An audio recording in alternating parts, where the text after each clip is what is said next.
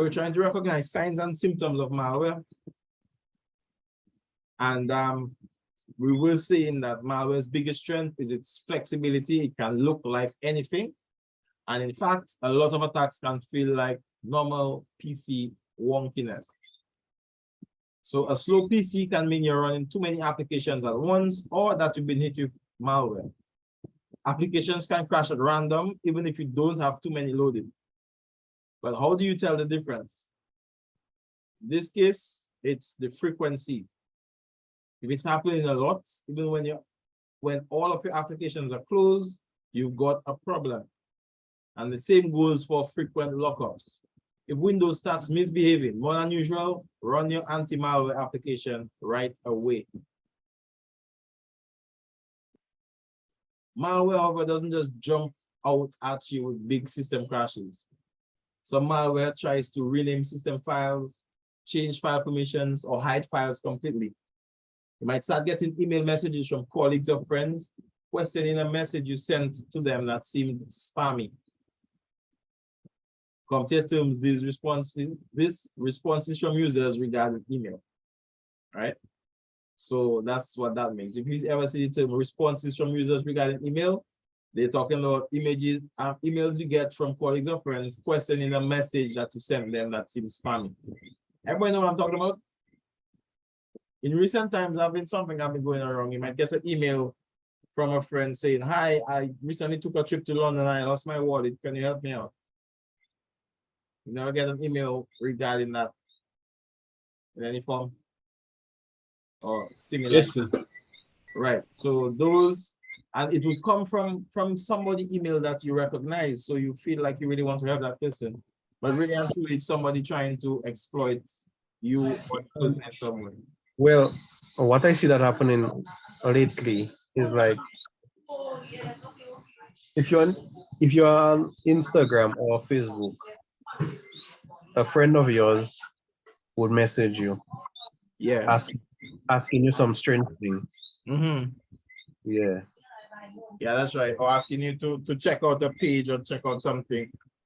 Yeah. Yes. Right. So that could be spamming as well. Well, if we're talking about on Facebook, these could be bots, right? That basically mimic your friends and attack you. But yeah, it's the same concept. Right? Okay. For the term responses from users regarding email, it would refer to email specifically, because that wouldn't necessarily be a sign of on Facebook of malware, because remember Facebook is online, so even if they have a malware, that's not your problem. All right, the bot might be considered a malware on the system, but it's not the same as a malware on your computer that will send out emails from your email server. Oh, cool. Yeah, so it's a similar exploitation, but it's a different method of going about it. Cool. Okay. Most of these issues are easily caught by regular anti-malware scans, so as long as you remain vigilant, you will be okay. Exam tip. While it's not necessarily a malware attack, watch out for hijacked email accounts belonging either to you or to someone you know. We were just talking about that. Hijackers can hit both email clients and the webmail users. You start receiving some fishy email messages, change your webmail username and password, and scan your PC for malware. Some malware even fight back, defending itself from your many attempts to remove it. If your Windows update feature stops working, preventing you from patching your PC, you've got malware. If other tools and utilities throw up an access denied roadblock, you've got malware. Now, I've seen malware actually disable your antivirus. So malware can, if it gets the opportunity, disable your antivirus and make your antivirus ignore it or even pretend to like it. Okay. But can you boot into safe mode to work around that? That is the definite way to get around that. You need to boot into safe mode so that it doesn't have a chance to load into memory. and well, bring out all the big guns, whatever tools you have that can run. You might even need to do a boot scan. If, let's say, safe mode is not enough, you might need to do a boot scan, which you can get boot scanners from most of the major antivirus manufacturers, basically. And what it is the antivirus, but it's on a boot disk. So you boot from the disk, or you can load it on a flash drive using software like Rufus, right? You boot from the disk or the drive, and it essentially boots into an antivirus platform that will scan your computer without the operating system even loads, and it will be able to detect any virus or malware bodies and eliminate them from there, right? But yes, the first step, if your antivirus is broken, would be to jump into safe mode and see if you can get it out through there. Yeah, but it all depends on the level of your infection. Cool. Another thing that might happen is you might lose internet connectivity, right? Either the malware is stopping you, or the process of removing the malware broke your connection. In this case, you might need to reconfigure your internet connection, reinstall your NIC and its drivers, reboot your router, and so on. You might need to clear your DNS cache. You might need to do flush DNS. If you Google search how to reset your Ethernet adapter, you get some methods. But you can always uninstall, reinstall, that will do it as well. Reboot your router, all of those things. Again, it will depend on the particular scenario. Even your browser and anti-malware application can turn against you.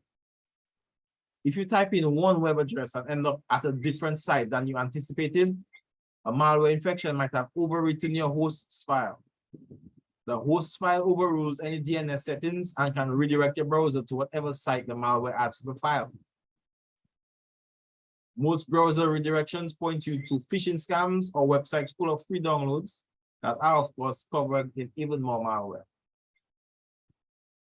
In fact, some free anti-malware applications are actually the malware. I talked to you about that already. You might get an antivirus saying, hey, we detect your computer is sick and it has a virus. And you think because your computer is slow, it has a virus. So they tell you, install us and we will take it out for you. All right, and you install the virus and let it loose on your system. So that is called rogue anti-malware. You can avoid these rogue applications by sticking to the recommended list of anti-malware software from online. And the recommended list is long, right? I mean, I only mentioned AVG and Avast because that work, but you have a number of different applications, Norton, McAfee, right? I just mentioned 2 paid ones. But you have a number of other applications that you can use to protect your computer. Make a choice, just ensure that you're protected. You can also watch out for security alerts in Windows, either from Windows built-in security tools or from your anti-malware program. Right, so look out for anything that says, well, it might detect a virus, it might detect malware, it might detect suspicious program, right? Or it might just say your antivirus is turned off, or whatever the case is.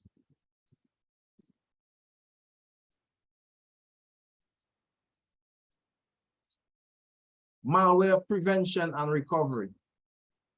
The only way to permanently protect your PC from malware is to disconnect it from the internet and never permit any potentially infected software to touch your precious computer.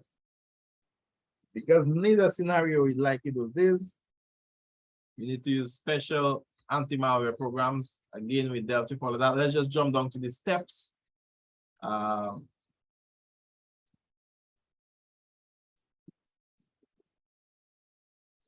Just jump to the steps.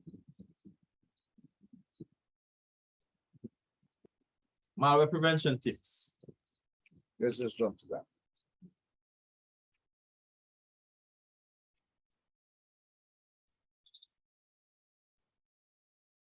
The secret to preventing damage from a malicious software attack is to keep from getting malware in your system in the first place.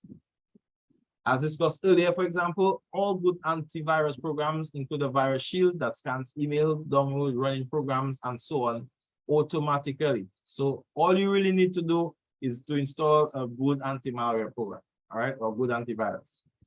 Use your antivirus shield. It's also a good idea to scan PCs daily for possible virus attacks. And if you install a good one, most of them will have a scheduled scan go on automatically. So you never even need to worry about that. All right. All antivirus programs include terminate and stay resident programs, or TSRs, that run every time the PC is booted. Last but not least, know the source of any software before you load it. Only install apps from trusted sources, such as the manufacturer's website or well-known app stores like Valve Stream Service or your Google App Store, all right? Avoid untrusted software sources like free registry cleaners from some .support domain at all costs. Keep your antivirus and anti-malware programs updated, which would mean you need to be connected to the internet to receive the virus definitions and updates as they come out, right? New viruses and other malware appear daily, and your programs need to know about them. The list of virus signatures your antivirus program can recognize, for example, is called the definition file, and you must keep that definition file up to date so your antivirus software has the latest signatures. Unfortunately, that happens automatically, again, with most good anti-malware programs. All right.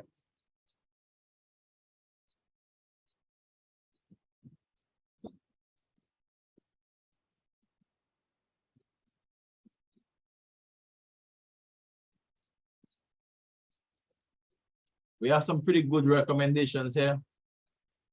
Malwarebytes, anti-malware. I'm gonna leave those for you to read about and to try. All right. Lavasoft, adware. Spybot. Spybot search and destroy. And well, we know our standard antivirus programs, right? I did mention your bit media anti-malware tools, basically that you run from a boot CD or USB, right? To recover from more serious virus attacks. All right, this is where we are. Let's look at the malware recovery tips as recommended by A+. So when the inevitable happens and either your computer or one of your users' computers get infected by malware, such as a computer virus, you need to follow certain steps to stop the problem from spreading and get the computer back up safely into service. The 902 exam, and I'm certain for as well yours, outlines the following multi-step process as the best practice procedure for malware removal. Step 1, identify malware symptoms. Step 2, quarantine the infected system. Step 3, disable system restore. The reason for disabling system restore is so that you don't take off the virus, right? Cause a problem and do a system restore and put the virus back, right? Because the virus can embed itself in the system restore file.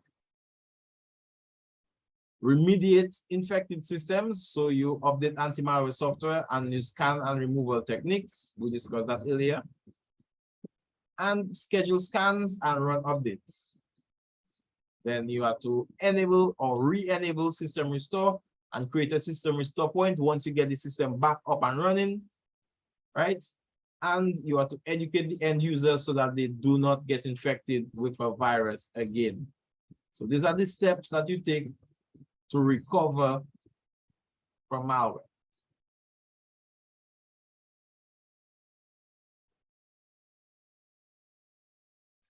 Questions?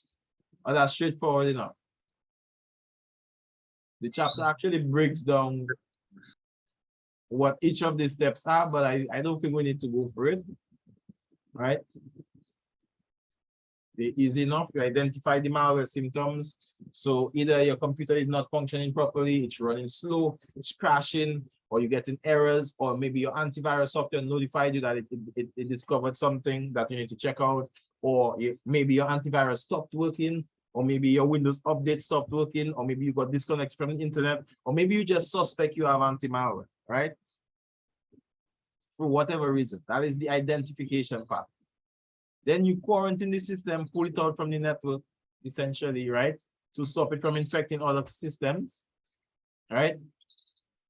You disable system restore in Windows so that the virus doesn't put itself in system restore and get back on in a future system restore, all right? Then you fix the problem by installing, if you don't have one, an anti-malware software, updating one if you have one, and then use scan and removal techniques. That might mean safe mode, or that might mean a boot scan if it is really serious, right? Once you got the malware, it's quarantined or deleted, and you have your system running, you schedule a scan with your whatever anti-malware worked for you, or you decide to keep on your system. You tell it to run a scan every day, every week, at least, right?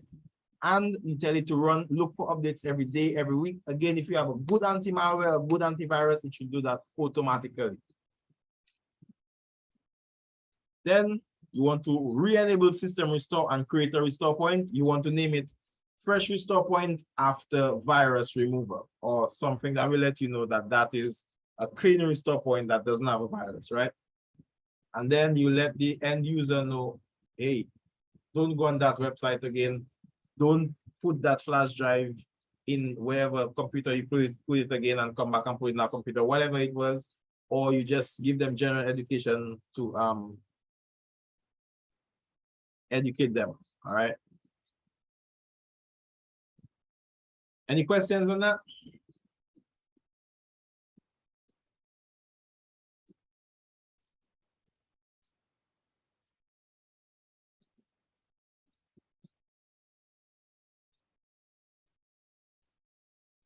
This section here, search and destroy.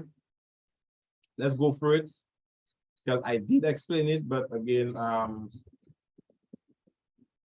want you guys to properly get that. Actually, that is what we were just doing. I explained that. I don't think we need to read through that in detail again. That's really how you identify and clean your system.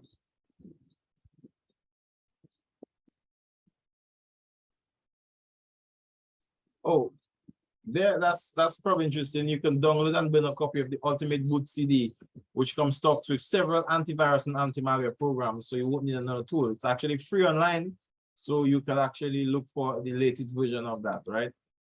I actually keep one in my repair kit. It's a boot disk that you can use to scan your computer and remove viruses. Or it's actually the boot environment can enable you to use your computer without booting into Windows. So it's worth checking out.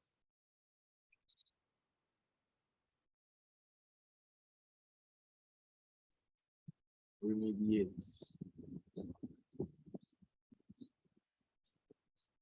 Educate.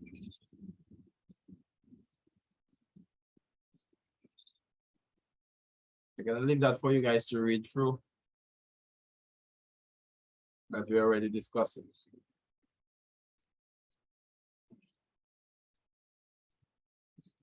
Can anybody tell me what is a firewall? We discussed it in a previous class. What is a firewall? What is its purpose?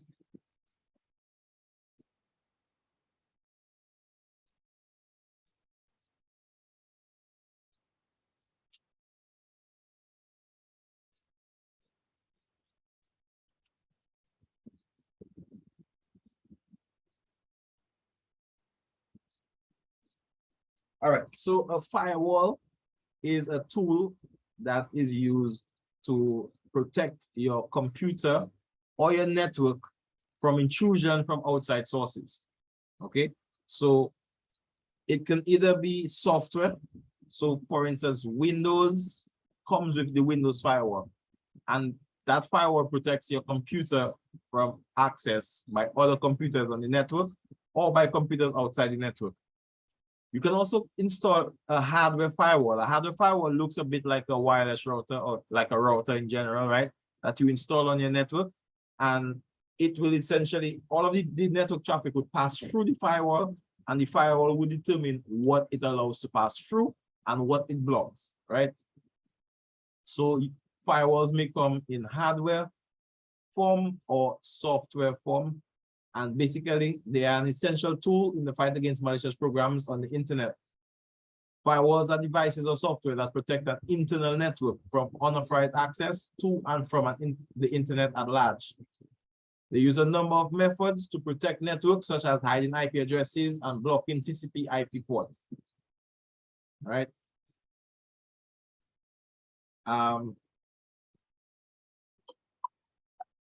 The Network Plus goes a lot into detail of configuring firewalls, so we're not going too much into firewall settings there.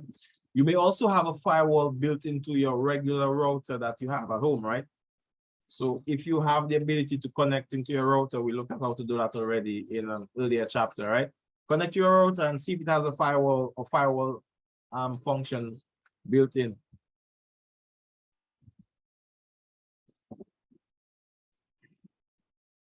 Right? And the web interface for your firewalls is the exact same thing as your wireless router or your modem interfaces, right? You get a browser interface with the various options. And it varies from device to device, so we're not going to go into anything specific.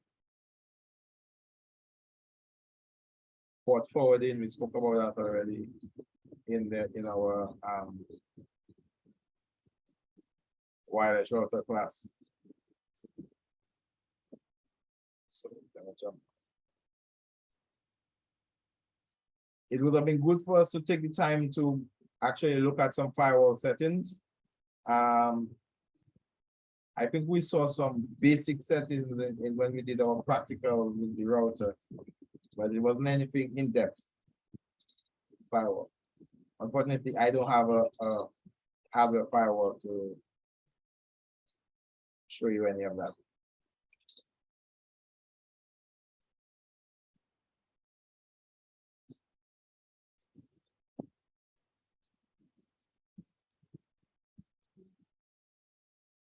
Okay.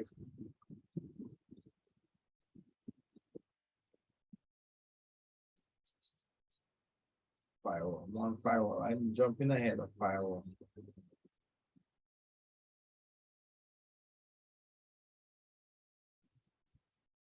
Please take the time to go through that. Huh? I don't think that's critical for you right now. So in the interest of time, I'm jumping ahead. This you already know.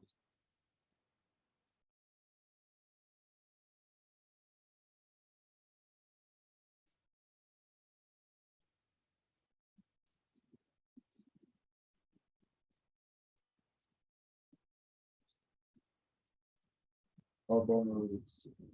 Let's take a lot of firewalls. All right, internet appliances.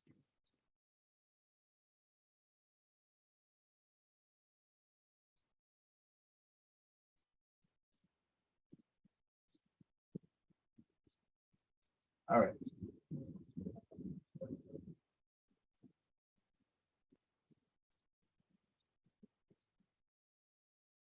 Okay, let's continue with internet appliances.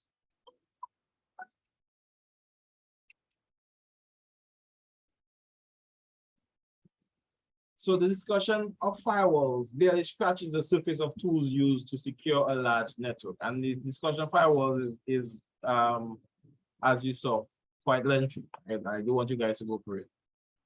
But while enterprise networking is generally beyond the scope of an A+ text duties, the 902 objectives cover two devices critical to modern network security, IDS and IPS, plus the concept of unified threat management.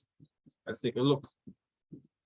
An intrusion detection system is an internet application that inspects packets looking for active intrusions. An IDS functions inside the network, watching for threats that the firewall might miss, such as viruses, illegal logon attempts, and other well-known attacks. Plus, because it inspects traffic inside the network, the IDS can discover internal threats, like the activity of a vulnerability scanner smuggled in on a flash drive by a disgruntled worker applying an attack on an internal database server. And IDS always has some way to let the network administrators know if an attack is taking place. At the very least, an attack is logged. But some IDSs offer a pop-up message, an email, or even a text message to an administrator's phone. An IDS can also respond to detected intrusions with action. The IDS can't stop the attack directly, but it can request assistance from other devices like a firewall that can. An intrusion prevention system on IPS is very similar to an IDS, but an IPS sits directly in the flow of network traffic. This active monitoring has a trio of consequences. First, an IPS can stop an attack while it's happening. No need to request help from any other devices. Second, the network bandwidth and latency take a hit. Third, if the IPS goes down, the network link might go down too. Depending on the IPS, it can block incoming packets on the fly based on IP address, port number, or application type. An IPS might go even further, literally fixing certain packets on the fly. All these internet appliances, no matter how advanced and aware they become, are still singular tools in the box used to protect networks. So again, these two devices, IDS and IPS, are like the firewall and the router, additional devices that you can purchase to install on your network for protection, for additional protection. All right.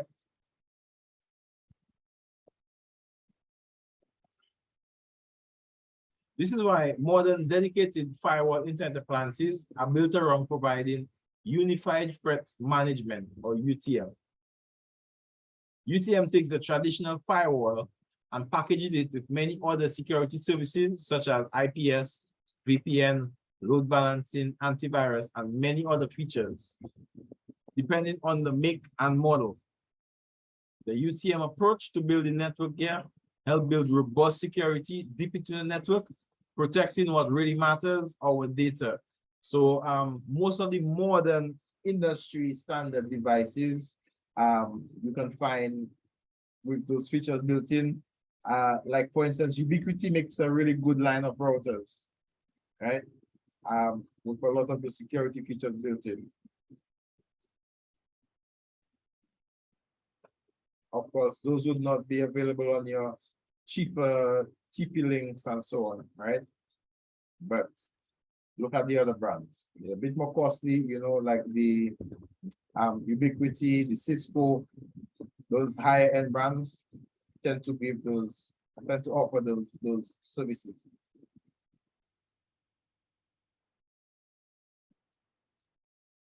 Authentication and encryption.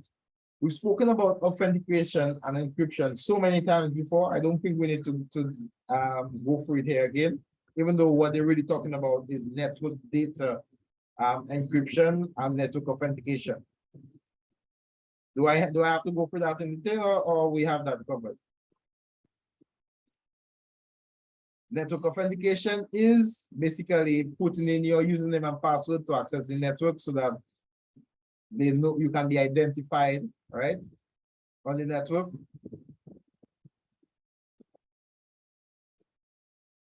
And data encryption is the encrypting of data to do things to protect it from, an example, man-in-the-middle attack. Remember, I explained man-in-the-middle attack earlier.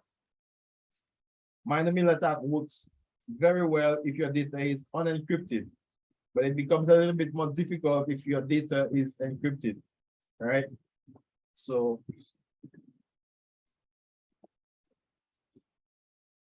application encryption. Again, we discussed that previously when we were talking about different things like the protocols.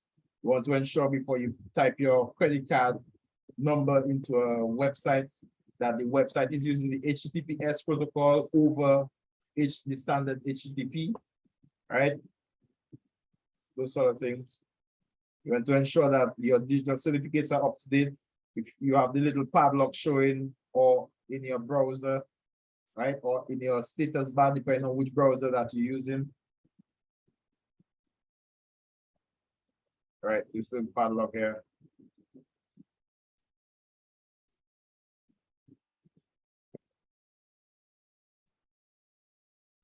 You can see it's secure and it's using HTTPS. So these are the ways that you can tell if the data that you send through a website is secure, right?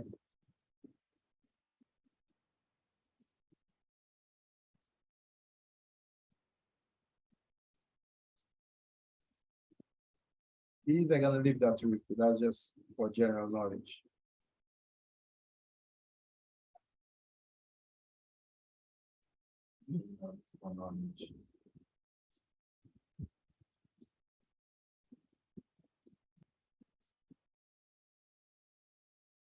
Wireless issues.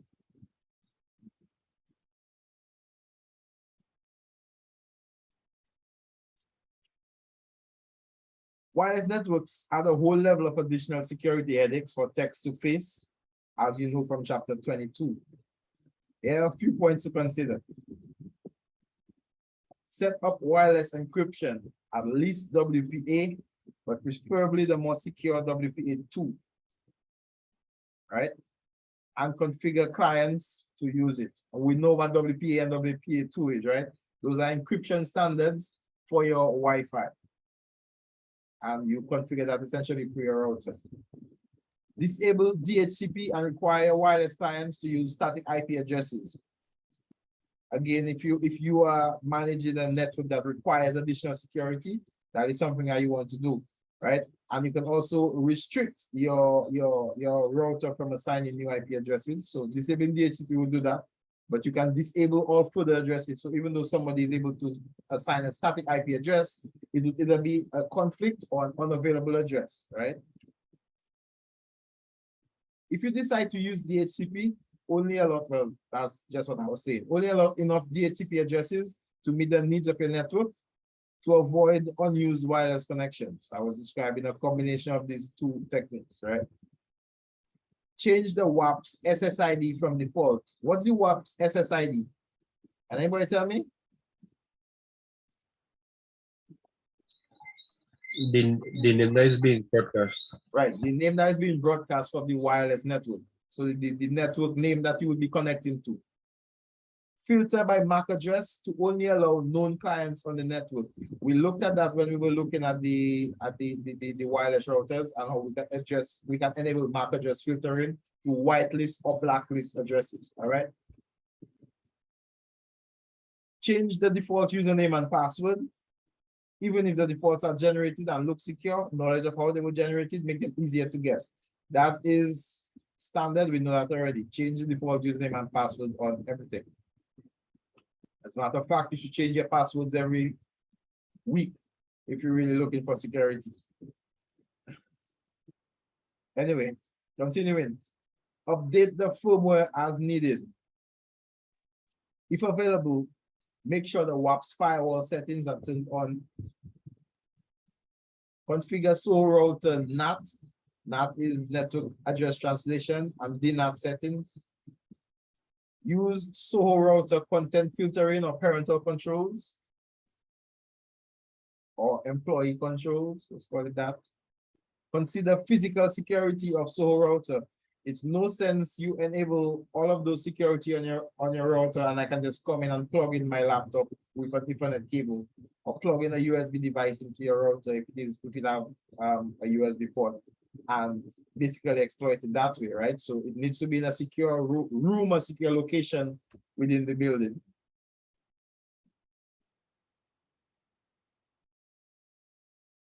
So these, yeah. What about this disabling SSID broadcast?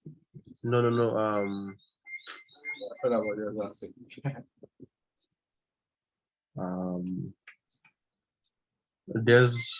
There's a button you push on the router and then you connect.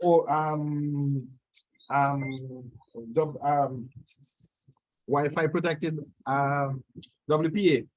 Yes, yeah. Wi-Fi protected access. So you can, well, yes, but again, if your router is in a secure location, you don't need to worry about that. But once you're using that, it is a security breach. For those of you that are not aware, Wi-Fi protected access is a feature where if you don't want to give out your wireless password, right? You could just press the WPA button on your device, and for a short period, maybe a 30-second to 2 minutes, right? Any devices that are trying to connect to the router will allow to connect and be configured. So it, and then it will disable it. So it gives you a short period to connect a router without knowing any data, any information to authenticate into it. All right, that is Wi-Fi protected access. And you're right, that can be a breach as well, but if you protect the router, usually you don't have that. Guys, we have less than a minute. Let's come back in to go through the chapter review, and then I'll take any questions that you have before we wrap up. Okay. Cool. All right. So we're coming right back in to wrap up. Look out for your link.